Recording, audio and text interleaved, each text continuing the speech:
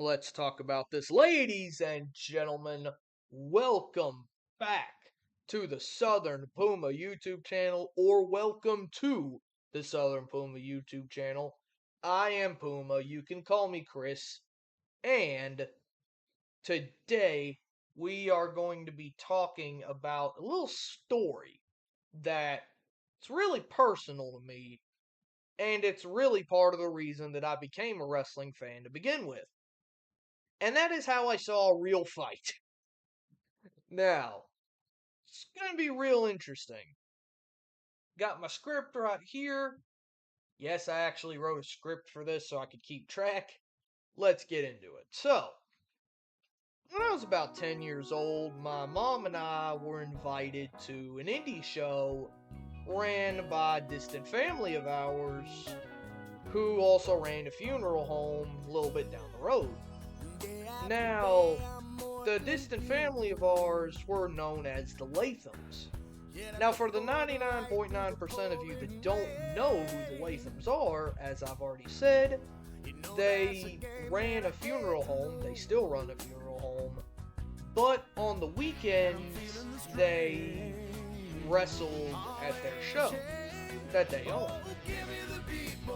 Now, there's a 10-episode reality show about this called Wrestling with Death. I'd imagine you'd be able to find it on YouTube.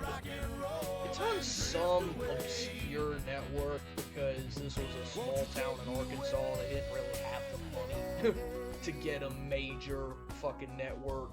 But anyway, I'd really check it out if y'all are interested. It's an interesting premise, and the show itself, fun fact, I was almost on a season 2. However, that got canceled because budgetary reasons. Anyway, the one who invited us to the show was a wrestler that wasn't booked on it called CB Morse. Now, if I know what I do now, I would be a little bit skeptical, but hell, I was 10 years old. I wouldn't have known anyway. I imagine the reason why this whole thing went down to begin with, us being invited, was because Moores had a talk with the head honcho of the family, LaFonce, who was known as Big Daddy in the show. Now, the whole card was going fine. There were some pretty decent matches. It was the semi-main event where it got really fucking crazy, where shit really hit the fan. So, one thing I didn't mention yet is this CB Morse fella was drunk off his fucking gourd. So, drunk, and someone that he genuinely didn't like in the champion, Frankie, not that Frankie, he wasn't a particular fan of this Frankie fella. And again, not that Frankie. But anyway,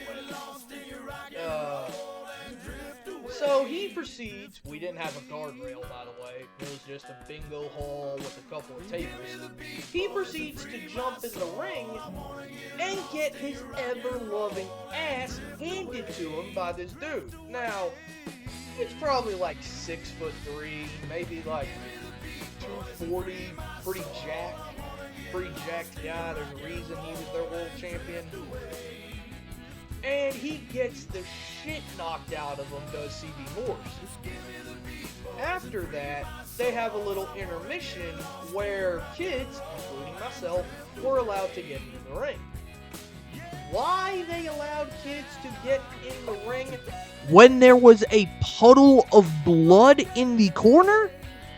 I'll never know. But, anyway, we soon left, my mother and I. We soon left. We were about 10 minutes late for the door before the main event. Now, I was pretty peeved off about this because Brian Christopher was in the main event. Yes, you heard me right. Grand Sexay, the son of Jerry the King Lawler, came to a random bumfuck nowhere town in Arkansas just to show up at a friggin' shindy. Now, I was only 10 years old at the time. I don't know nearly as much as I do now. But we were close enough to Memphis to know who the hell this dude was. I was informed very quickly who Brian Christopher was. Rest in peace. And it's pretty peeved off that I didn't get to meet this guy. As an apology, LaFonce, again, the head honcho of the family, and I assume the biggest star of the company and the promoter, came up to us right before we walked out the door and said, "Hey, would y'all like a lifetime pass?" Before my mom even got to say anything, I said yes. No question. A little anecdote that I forgot as I'm looking at my script here. After C.B. Morse gets the shit knocked out of him,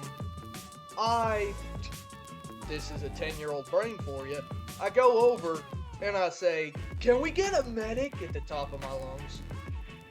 Who the hell would have a medic paid for and ready to go at a friggin' indie show with 20 people in the crowd in bumfuck nowhere, Arkansas? I have no idea where I was going with that one, but anyway, the major part of the story's over, but now we're in a bit of an epilogue era where in March this year, my mom passed away. Now, the only funeral home that I thought about when getting her taken care of, and that I knew would take care of her well, was LaFonce's funeral home. So, whenever the coroner came over and said, "Hey, what funeral home you want to use?" Wilson in Osceola. That's the one I went for. That's LaFonce's, by the way. And that's the one that I went for. Now, a couple weeks after this, I'm dealing with some other business with LaFonce as I was moving, and I asked him if I still had the lifetime pass. I'm stunned he remembered that was even a thing. I asked him at first if he remembered the whole situation, and I asked him, "Hey, do I still have the pass?" And he said, "I'm not sure right now. I've been out of wrestling for 3 years, so you'll have to call. I'd have to try and get a hold of his son."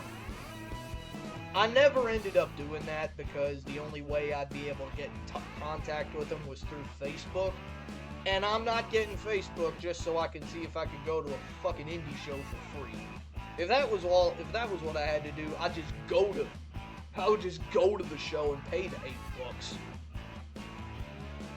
But with that being said, that's how I got to see how a real life beef in wrestling on the indies would go down. With a drunk piece of shit and someone who I'd imagine was at the top of their game. Be sure to check the description down below for that licensed music that you heard. It's called Drift Away by Uncle Cracker. You can use this music if you use Licked. Be sure to check that link in the description below, as well as all my social medias, including Blue Sky. Follow me on Blue Sky. And I will see y'all in the next one. Deuces.